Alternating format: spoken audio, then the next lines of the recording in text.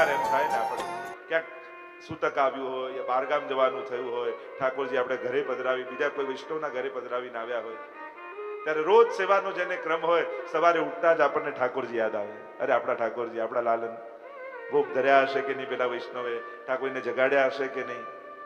અને આપણા તો વાર્તા સાહિત્ય કહે છે, ભલે બીજાને ત્યાં પધરાવીને આવ્યા હો, પણ નિશ્ચિંત થઈને નહીં રહેવું, ઠાકોરજીની ચિંતા રાખે. 4 વાર ફોન કરીને પૂછી લેવું, પ્રભુ આનંદમાં બિરાજે છે? અને જેને ફોન કરો, જેના ઘરે બિરાજો, એને ખોટું નહીં લગાડવું કે મારા પર ભરોસો નથી કે ફોન કરો છો. આજકાલ તો પેલાને ખોટું લાગ્યું, પણ પ્રભુ પધરાયા પછી નિશ્ચિંત નહીં થયું. અરે ઠાકોરજીની સેવા ગઈ, તાપ થાય વૈષ્ણવ તો. અર્જુનથી પ્રભુ વિખુટા પડે તો અર્જુનને તો કેવો તાપ લાગે. આજ્ઞા માંગીને અર્જુન ગયા છે દ્વારિકા. અહીંયા યુધિષ્ઠિરને અમંગલના એંધાણ થાય છે. ઘણી વાર કંઈક ખરાબ થવાનું હોય ને તો આપણને અમુક સંકેતો મળે, એમ લાગે કે અત્યારે સમય સારો નથી લાગતો, કંઈક અપશુકન થઈ રહ્યા છે. આપણે ત્યાં શુકન શાસ્ત્ર પણ છે ને, એમ જુદા જુદા કે ડાબી આંખ ફરકે તો આ થાય, જમણી આંખ ફરકે તો આ. લોકો પણ કેટલું માનતા હોય, પેલું બિલાડી નીકળી જાય તો બી પેલું અપશુકન માને. ભાઈ બિલાડી નીકળે તારું તો અપશુકન, બિલાડીનું શું થયું એ તો ચેક કર, બિચારી એનું એક્સિડન્ટ કરાવી દે લોકો. તો ડાબી આંખ પણ થોડી વાર ફરકે તો સુકન અપશુકન, બાકી વધારે ફરકતી હોય તો ડોક્ટરને બતાવો. ઘણી વસ્તુઓમાં શુકન અપશુકન એ ભાવ આપણે તો વાર્તા સાહિત્યમાં આવે છે ને, 252 ની વાર્તામાં કે વૈષ્ણવ જતો હતો ગુસાઈજી પાસેથી, એટલે ગુસાઈજીએ કહ્યું કે આજની રાત રોકાઈ જાય. ના ના જયરાજ, મારે તો બહુ મોટું કામ છે, મારે તો ગામમાં જવું છે ઘરે. અને જ્યાં ગામથી નીકળવા ગયો ત્યાં ગધેડું આગળથી નીકળી ગયું. એમ થયું આ તો અપશુકન થઈ ગયું, પાછો આવી ગયો. ગુસાઈજી સામે આવીને બેઠો, ગુસાઈજી કેમ તું તો ઘરે જતો હતો ને પાછો કેમ આવ્યો? ક્યારે અપશુકન થઈ ગયું ને ગરધબ આગળથી નીકળી ગયું, મને તો અપશુકન થઈ ગયું એટલે પાછો આવી ગયો. ગુસાઈજી કે અમારા વચન કરતા ગધેડા ઉપર વધારે ભરોસો હતો ને, મેં કીધું તો ન માન્યું, પણ ગધેડું નીકળ્યું તેમાં બેસી ગયો. એમ લોકો પણ કેટલા જાતની માન્યતાઓ, અમે તો દુનિયાભરમાં જઈએ, લોકો કેવી કેવી માન્યતાઓ માનીને રહેતા હોય. ઘણી જગ્યાએ તો એવો નિયમ હોય કે વ્યાસપીઠ હોય ને તો પોપટ હોવો જ જોઈએ. એક જગ્યાએ ગયા તો રોજ પોપટ કોઈ મૂકી જાય રમકડાનું, તો અમે ખસેડી પાછું બીજા દિવસે સવારે હોય. રોજ પોપટ પણ મૂકી જાય છે કે ના ભાગવતજી છે એટલે પોપટ તો જોઈએ જ. ખરેખર કહું, લોકો એવા જાત જાતની ભાવનાઓ, માન્યતાઓ, પ્રથાઓ, કલ્પનાઓ, ઘણું બધું ધર્મની સાથે ચાલતું. ઘણી એવી વિધિ વિધાનો છે, કોઈ શાસ્ત્રોમાં એનો ઉલ્લેખ નથી, પણ આપણો સમાજ માને છે. મૂળ વાત પર આવો, યુધિષ્ઠિરને અમંગલના એંધાણ થયા. ગમતું નથી. અર્જુન આટલા સમયથી ગયો છે, હજી પાછું નથી આવ્યો. રોજ અગાસી પર ચડી જાય ને રાજમાર્ગ તરફ દ્રષ્ટિ કરીને રાહ જુએ, અર્જુન ક્યારે આવશે પાછો. એક દિવસ ઉભા હતા, સાયંકાલનો સમય, અને ગડગડ કરતો રથ આવતો અર્જુનનો દેખાયો. ધજા એની છે, રથ એનો છે, સારથી એનો છે, પણ અંદર બેસેલો વ્યક્તિ અર્જુન જેવો લાગતો નથી. ભાગતા યુધિષ્ઠિર સામેથી ગયા.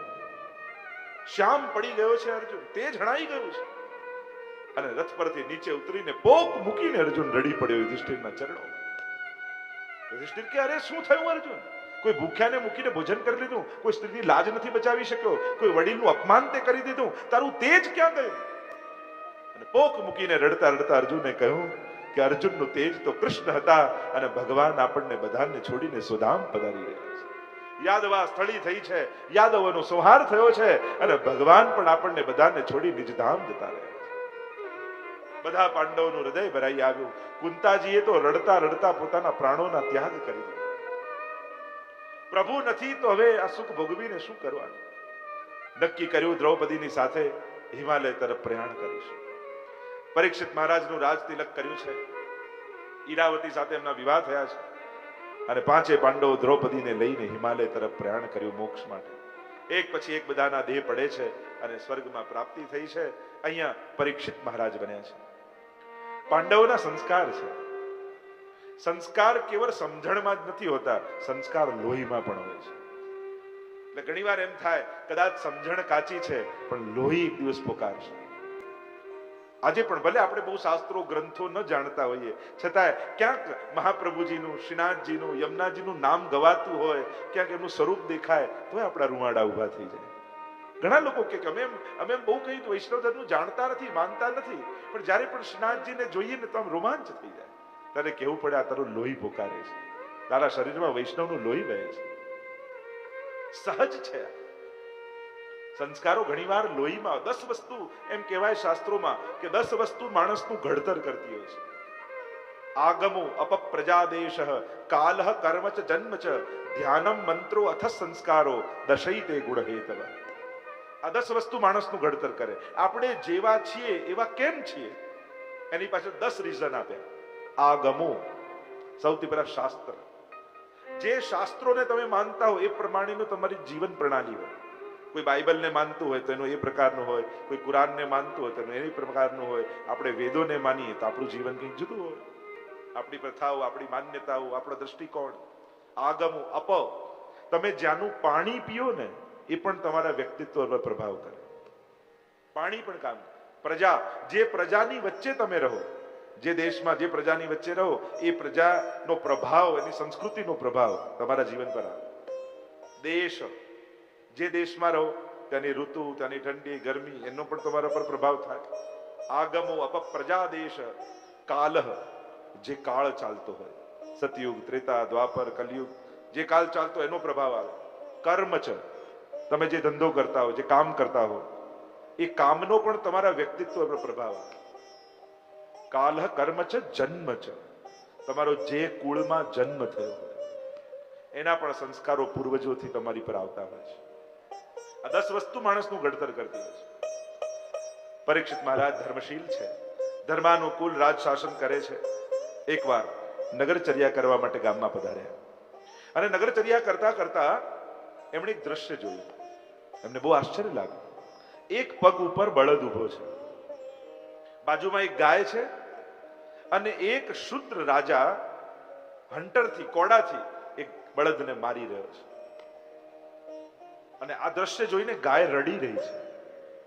તુરંત જઈને પેલા શુદ્ર રાજાનો નિગ્રહ કર્યો અને બંદી બનાવ્યો. કોણ છે તું? મારા રાજ્યમાં આવું પાપ કેમ? હાથ જોડીને કહ્યું, હું કલયુગ છું. ભગવાન સુધામ પધાર્યા એટલે હવે મારે આવવાનો સમય થયો છે. હું આપના શરણે છું, મારી રક્ષા કરો. અરે મારા રાજ્યમાં કલયુગ ન રહી શકે, કાળને રોકી ન શકાય મહારાજ, હવે મારો આવવાનો સમય થયો છે. હું આપના શરણાગત છું. આ ધર્મ, બળદ એ બીજું કઈ નથી, ધર્મ છે. 4 ચરણ એના ગયા, તપ, પવિત્રતા, દયા અને સત્ય. 3 ચરણ તૂટી ગયા છે ને એક પર ઉભો છે. અને આ ગાય બીજું કોઈ નહીં, સાક્ષાત પૃથ્વી છે. ધર્મની દુર્દશા જોઈ પૃથ્વીની આંખમાં આંસુ છે. વસ્તી વધે એનો ભાર આ પૃથ્વીને નથી લાગતો, પણ જ્યારે પાપ વધે એનો ભાર આ પૃથ્વીને લાગે છે. અને એટલા માટે રાજાએ નિગ્રહ કર્યો. રાજ શુદ્રનો 3 ચરણ જોડ્યા, બળદના 4 ચરણ જોડી દીધા. કલયુગ શરણે આવ્યો ને કહ્યું કે મને આશ્રય આપો. શરણાગતની રક્ષા કરવી રાજાનો ધર્મ છે. અને પરીક્ષિત મહારાજ પણ બહુ વિદ્વાન છે, સારગ્રહી છે. એમણે પણ જોયું, યત ફલમ નાસ્તિ તપસા ન યોગે સમાધિનામ તત ફલમ લભતે સમ્યક કલૌ કેશવ કીર્તના. જે સતયુગ, ત્રેતા, દ્વાપરમાં મોટા મોટા યજ્ઞ યાગાદિથી જે ફલ મળે, કલયુગમાં તો કેવલ પ્રભુના નામ લેવા માત્રથી ફલ મળી જાય. કલયુગમાં બીજા બધાય ભલે દુર્ગુણો હોય, પણ સૌથી મોટો સદગુણ એ છે અહીંયા ભગવાન બહુ સુલભ છે. અન્ય ધર્મ, અન્ય યુગોમાં ધર્મ સુલભ છે, ધર્મી અઘરો છે. કલયુગમાં ધર્મ અઘરો છે, ધર્મી સુલભ છે. અને આમ સારગ્રહી રાજા જોયો કે આ તો સરસ ઉપાય, કેવલ પ્રભુના નામ લેવાના આશ્રય માત્રથી ભગવત કૃપાનો અનુભવ થઈ જાય. આવો સદગુણ કલયુગમાં છે. એટલે કહ્યું, ઠીક છે કલયુગ, તને હું રહેવાની જગ્યાઓ આપું છું. 4 સ્થાન આપ્યા. પહેલા કહ્યું દ્યુતમાં કલયુગ, જુગારમાં કલયુગ છે. જ્યાં જ્યાં જુગાર રમાય ત્યાં કલયુગ. પણ આપણે એટલા હોશિયાર છીએ ને કે જન્માષ્ટમીના નામે રમી નાખીએ. પણ જ્યાં ભાગ્ય આધારિત કઈ પણ જુગાર હશે ત્યાં કલયુગ એટલે ક્લેશ, ત્યાં કોઈ ને કોઈ પ્રકારનો ક્લેશ આવશે. દ્યુતમાં કલયુગ, પાનમાં કલયુગ, વ્યસનમાં કલયુગ છે. વ્યભિચારમાં કલયુગ અને હિંસામાં કલયુગ.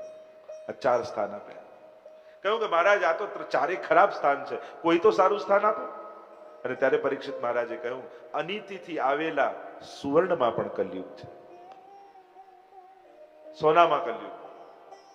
રામાયણમાં એવી કથા આવે છે ને કે જયારે રાવણ, વિભીષણ અને કુંભકર્ણ ત્રણે તપ કર્યું અને બ્રહ્માજી પ્રસન્ન થયા ને, ત્રણે સોના માંગ્યું.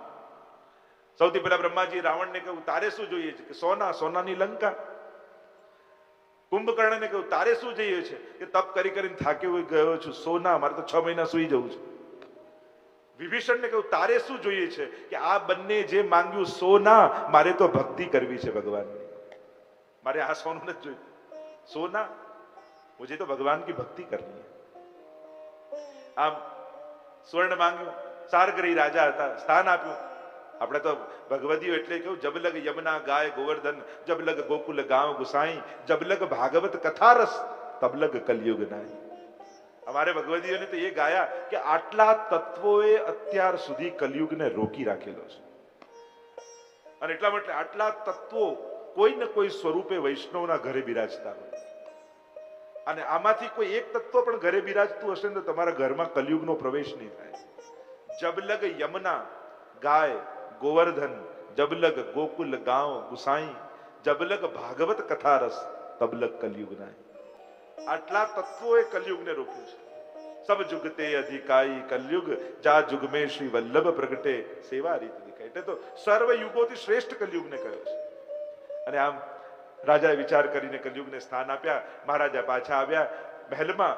બીજા દિવસે પ્રાતઃકાલ જાગ્યા અને વિચાર કરવા લાગ્યા, કેટલો સમય થયો ને હું રાજા બન્યા પછી મારું તોશાખાનું મેં નથી જોયું. કેટલા દાગીના, કેટલા ઘરેણા અમારા પૂર્વજો મૂકી ગયા છે, સાંભળ્યું તો બહુ છે પણ મારી આંખે નથી જોયું.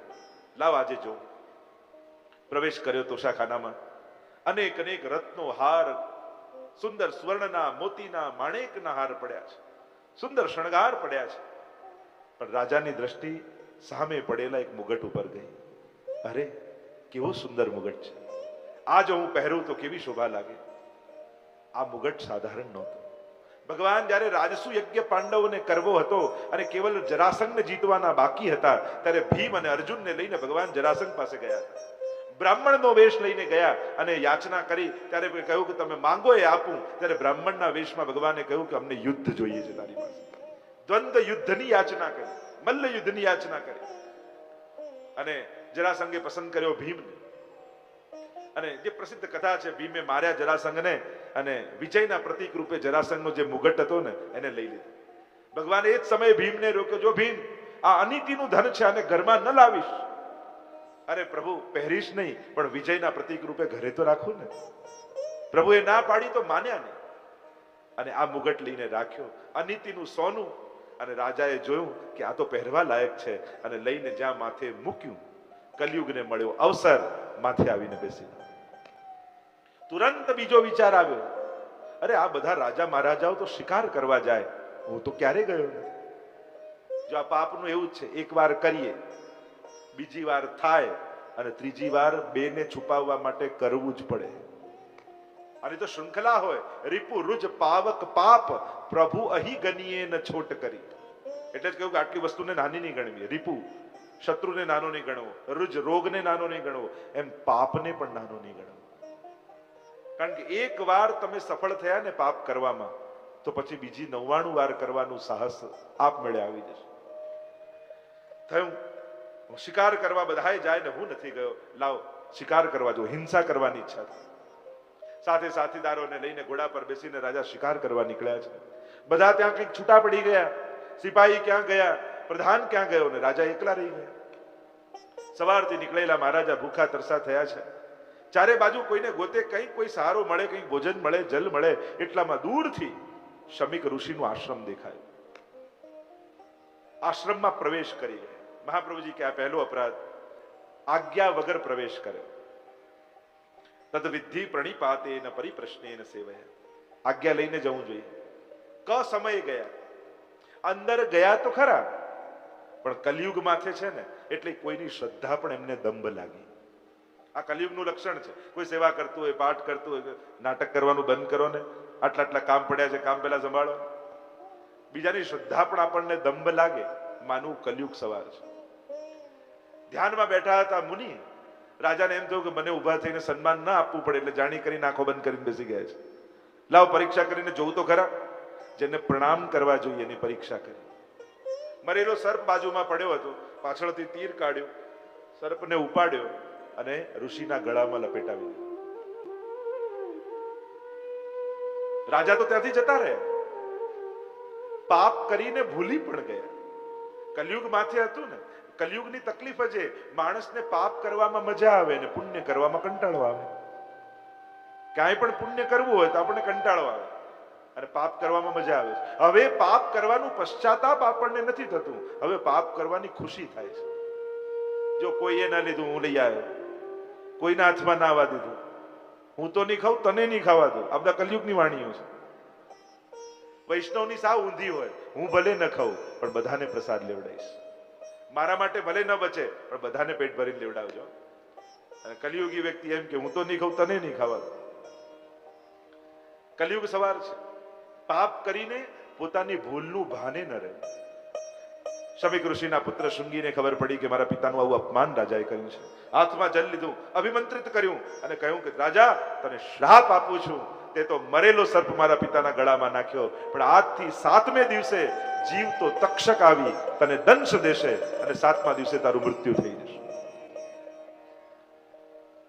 શમીક ઋષિને ખબર પડી કે પુત્રે શ્રાપ આપ્યો છે. સમજાવ્યું આ તો કલયુગ માથે હતો એટલે આવી ભૂલ થઈ. રાજા તો બહુ મોટો ધર્મશીલ છે, જાઓ મોકલો કોઈને અને એમને સમાચાર આપો કે 7મા દિવસે એમનું મૃત્યુ થવાનું છે, એમને શ્રાપ લાગ્યો છે. કહ્યું તો આ શ્રાપ પાછો કેમ ન લઈ લીધો? તો કે એવી જગ્યાએથી શ્રાપ આપેલો કે જ્યાંથી અશ્વત્થામાએ પાછું ન વળે એવું બ્રહ્માસ્ત્ર છોડ્યું હતું. અને એ બ્રહ્માસ્ત્રનો પ્રભાવ આ ભૂમિ પર એવો હતો કે અહીંયાથી જે વચન બોલાય ને એ પણ પાછા ન લેવાય. 7 દિવસ એટલા માટે આપ્યા કારણ કે ગળામાં સર્પ નાખ્યું ને 7 દ્વાર ખુલ્લા રહી ગયા. જો માથે સર્પ નાખ્યો તો તત્કાલ મૃત્યુનો શ્રાપ લાગે, પણ 2 આંખ 2 નાક 2 કર્ણ મુખ નાસિક આ 7 દ્વાર રહી ગયા એટલે 7મા દિવસે. અને એમ પણ જે બધાના 7મા દિવસે જ મૃત્યુ છે, 8મો કોઈને મળતો નથી. રવિ થી સોમમાં જ બધાએ જવાનું છે, 8મો દિવસ કોઈને મળ્યો નથી.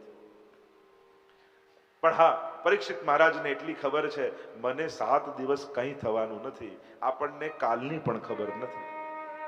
એટલે એમ નહીં માનવું કે પરીક્ષિત મહારાજને શ્રાપ લાગ્યો. ઘણીવાર મૃત્યુનું સ્મરણ એ માણસને પાપથી મુક્ત બનાવી દેતું હોય છે.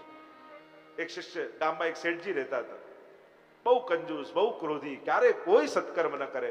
અને જ્યારે 80 વર્ષના થયા ત્યારે એમને થયું કે લાવ કોઈ ગુરુ પાસે તો જઈએ, થોડું જ્ઞાન વ્યાન મેળવીએ તો કંઈક કામ લાગે. આવ્યા ગુરુજીના આશ્રમમાં અને કહેવા લાગ્યા ગુરુદેવ કંઈક જ્ઞાન આપો ને. ગુરુદેવે કહ્યું કે તમે આવવામાં બહુ મોડું કરી દીધું, કાલે તો તમે મરી જવાના છો. પેલાને આઘાત લાગ્યો કે બસ જીવન પૂરું, તમે મોડું કરી દીધું. દુઃખી થઈને નીકળ્યા આશ્રમથી બહાર. રોજ એક ભિખારી આવીને માંગતો પણ ક્યારે ના આવે ને આજે ભિખારી માંગ્યું ને અમને થયું કે હવે કાલે તો ક્યાં રહેવાના છે. ખિસ્સામાં હાથ નાખીને કાઢ્યો, એ ભિખારીને ચક્કર આવી ગયા. આ શેઠજી આપ્યું. આગળ ગયા, ઘરે જઈને બેઠા ભોજનમાં. રોજ તો દાળમાં મીઠું ઓછું હોય તો આખી થાળી ફેંકે, અને આજે ઓછું લાગ્યું એમ તો કાલ ક્યાં જોવાનું છે કે આજે છેલ્લો દિવસ છે, મીઠા વગરનું ખાઈ લીધું. કેટલું બધું સહન કરીને આખી રાત પસાર કરી અને બીજા દિવસે જાગ્યા અને જોયું તો કંઈ થયું નથી. થયું કે આ ગુરુદેવ ખોટા ખોટા ઉપદેશો આપે છે, હમણાં જઈને જોઉં છું. દોડતા દોડતા આશ્રમે આવ્યા અને કહેવા લાગ્યા ગુરુદેવ કોઈને મરાવી નાખશો. કેમ, શું થયું? કાલે તમે તો કહ્યું કે કાલની સવાર તમે નહીં જુઓ ને આજે રાત છેલ્લી છે, કાલે તો મરી જવાના છો તમે. ગુરુદેવે કહ્યું મારે તમને નતા મારવા, તમારા પાપને મારવા હતા. મૃત્યુનો વિચાર રહ્યો તો બધા પાપ મરી ગયા. જે મૃત્યુને યાદ રાખે ને એને પાપ કરવાની ઈચ્છા ન થાય. થયું મૃત્યુ છે, 7 દિવસમાં મૃત્યુ છે. પરીક્ષિત મહારાજને વૈરાગ્ય જાગ્યું. મૃત્યુને મારવાની કોશિશ ન કરી, મૃત્યુને સુધારવાની કોશિશ કરી. કેમ મૃત્યુથી તરી જવું એનો વિચાર કર્યો. વૈરાગ્ય જાગ્યો. વલકલ વસ્ત્રો ધારણ કરીને ઘર છોડીને નીકળ્યા. આ ગુરુ શિષ્ય બંને તો જુઓ, સુખદેવજી જન્મ્યા અને ઘર છોડીને ભાગ્યા. અને પરીક્ષિત મહારાજને મૃત્યુનો સમાચાર આવતા જ ગૃહ ત્યાગ કરીને સંન્યાસ ભાવના હૃદયમાં ધારણ કરીને નીકળ્યા. કારણ કે શ્રેષ્ઠ વક્તા અને શ્રોતા માટે વૈરાગ્ય ગુણ બહુ મહત્વનો છે. જેટલું વક્તા અને શ્રોતામાં આંતરિક વૈરાગ્ય હશે ને એટલી કથાનો પ્રભાવ અધિક થાય. મહાપ્રભુજી કહે છે. એકવાર એક રાજાએ એક કથાકારને પકડ્યા કે તમારી 7 દિવસ કથા મેં સાંભળી અને કથામાં મેં સાંભળ્યું કે પરીક્ષિતનો ઉદ્ધાર થયો, તો પછી તમારી કથાથી મારો કેમ ઉદ્ધાર ન થયો? સિપાહીઓને બોલાવ્યા અને કહ્યું કે અમને ફાંસીની સજા આપી દો. પેલા કથાકાર ક્યારે, હું તો કથા કરવા આવ્યો ના ક્યાં કામે લગાડી દીધો મને. ના ના, પરીક્ષિતનો ઉદ્ધાર થયો ને મારો કેમ નહીં? જવાબ મને આપો, નહીં તો તમને ફાંસીની સજા.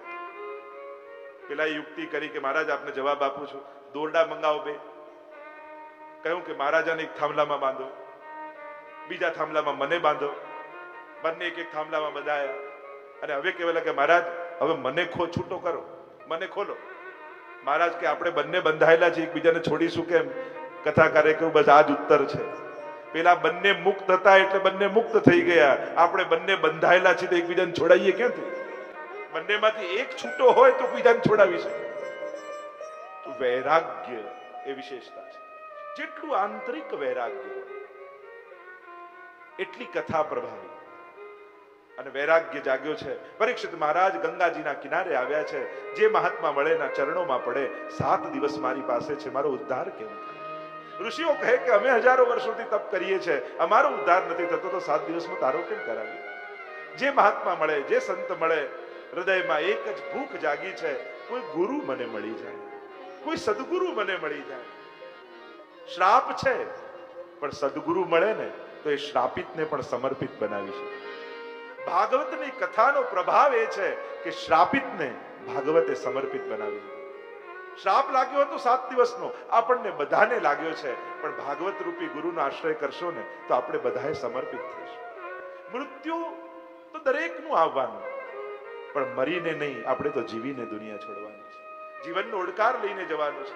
અને જ્યારે ગુરુની ભૂખ જાગી કે કોઈ સદગુરુ, કોઈ એવો મોટો જે મને ઉગારી લે, જેના ચરણોમાં બેસવાનો મને આનંદ થાય, જેની વાત સાંભળતા મને ભગવાનની વાત લાગે, પ્રભુમાં ભાવ જાગે, હું પવિત્ર બની જાઉં, એવો કોઈ ગુરુ મને મળી જાય. અને જ્યાં શોધી રહ્યા છે એટલામાં તત્રા ભવદ ભગવાન વ્યાસ પુત્રો, અને ત્યાં વ્યાસ પુત્ર એવા સુખદેવજી પ્રગટ થઈ ગયા. આજાન બાહુ, કમળની પાંખુડી જેવા નેત્ર, વિશાળ વક્ષસ્તર, લાંબા લાંબા કેશ છે, લાંબા હાથ ઘૂંટણ સુધીના છે, દિગંબર અવસ્થામાં છે, જાણે સાક્ષાત સૂર્ય નારાયણ સામેથી પધારતા હોય એવું લાગ્યું. અને એમને જોતા જ એમ લાગ્યું કે મારો ઉદ્ધાર આમના હાથે લખાયો છે.